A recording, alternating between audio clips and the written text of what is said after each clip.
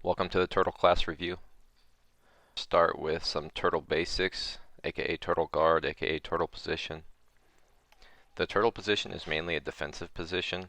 Maybe you just failed a shot attempt or escape side control, and you wind up here for a little bit and you're tucking your knees to your elbows, trying to not allow any space for your opponent to get a hook in to where they can secure back control. And you're defending against chokes or arm bars or anything your opponent from the top may offer. Here are just some options from Turtle to look out for as a top person. One is just this basic roll out to guard. You roll with the near side shoulder, open the legs wide to guard. If you reach in too far from the top position with your far side arm, you may get rolled.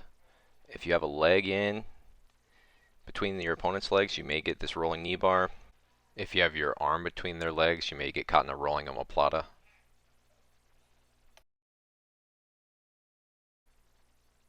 Now, because of these threats, a good top position is to have my knee on the mat outside my opponent's legs, my other foot up, so I can stay mobile. I'm securing at times the outside pant as needed and the near side shoulder so they can't roll. Now, if they do roll, I'll at least have them slowed down by controlling that near side shoulder so I can secure back and roll with them. Sometimes to set up an attack, we'll want to transition to this front head and arm control. I reach over the head, secure the chin. The other hand secures the tricep as I move around. Now we'll talk about some common ways to pass the turtle position. My favorite option to secure a near side hook is to use this spiral ride. So I'm going to have one hand underneath my opponent's near side arm, the other one in their thigh, and pry as I turn. This opens up that near side hook. I can secure it here. I lace around the leg and secure a seatbelt control. Here's another angle. I'm using the spiral ride by prying on the inside of the thigh and behind the arm. You always aim to get the near side hook first for stability as opposed to the far side hook. Here we use that spiral ride to secure that near side hook, seatbelt position, and then we extend our body out and roll to our side. So I have the seatbelt control and the near side hook. I extend my body, stretch my opponent out, and roll to the side. Now I can just lock up just that single hook or put the other hook in for full back mount. A lot of times an opponent has a strong base and I can't just roll them to the side. So a good option is to go to this twister roll to secure back control. So again, I'm opening up with a spiral ride, going to the near side hook, and instead of securing seatbelt, I roll back over my shoulder and then kick my leg straight as my opponent leg rolls through to secure the back. Here I just secure the single hook or super hook. We can also attack with this twister roll. If I stop right after I roll, I pull down on my opponent's foot and I push into my own, I can do a calf slicer. So I'm inserting the near side hook, going for a twister roll over my opponent's hips, and then I stop. I use my outside foot to push my foot in deeper to the knee, and I pull down at the toes for a calf slicer. If my opponent goes for a calf slicer, I can reverse it by shrimping out, then pushing on my foot and pulling their foot down. So my opponent goes for the calf slicer. Watch, I shrimp my hips out, turn my foot, push into my own foot, and pull down for the calf slicer. Another technique for taking the back is called the owl. I grab my opponent's lapels behind their arms, and then I hop up onto their hips, and then I just rock my feet down, pushing down, insert my hooks, go for seatbelt control, and I can roll to the back. The corkscrew pass is a way to open up the turtle that doesn't involve actually taking the back, but instead you typically will end up in side control or knee on belly. Again, I secure the lapels behind the arms,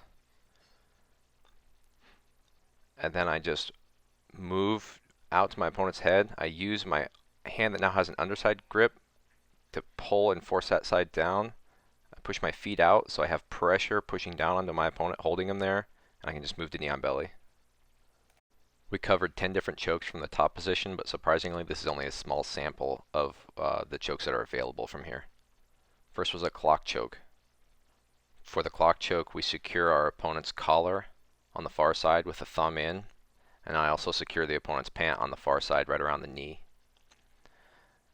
I put pressure on their back. I slide that pressure, my chest, about to the back of their head to get their head down. Then I step through, and now my hip is right on my wrist. Utilizing the same grip on that far side collar, we can execute a rolling bow and arrow choke.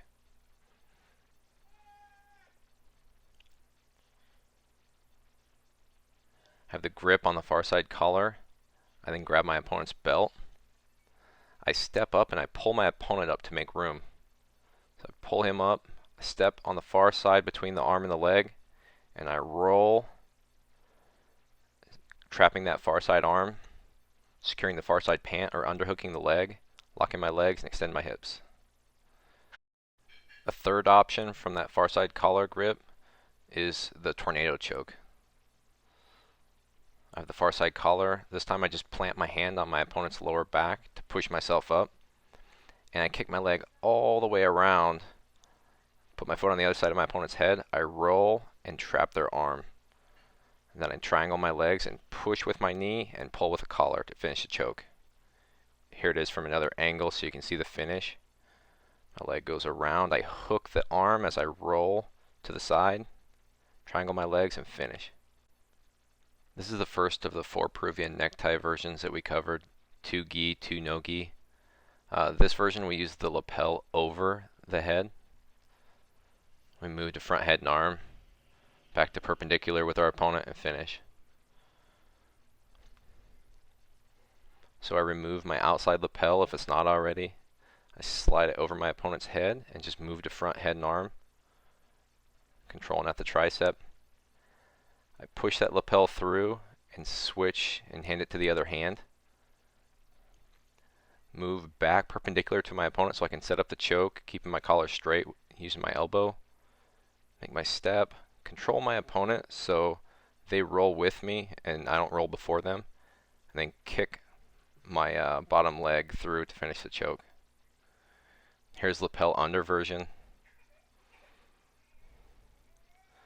So here from the side, I pass my lapel underneath my opponent's arm and hand it to my other hand that's on top of their head. I'm already perpendicular to my opponent, so here I just take a step. I control that roll nice and easy, get my other leg over, and kick that bottom leg through to finish.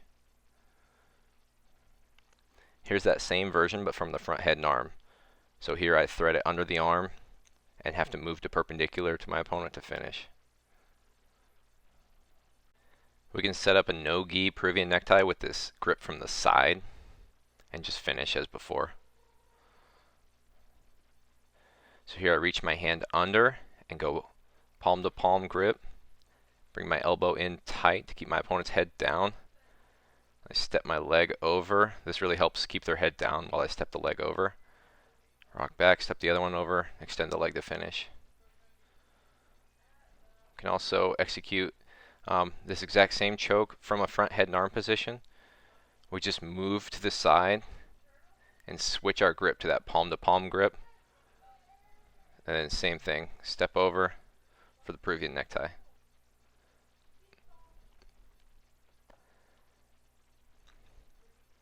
We can do this no-gi Peruvian necktie version where we start with this this front grip, kind of like a guillotine grip.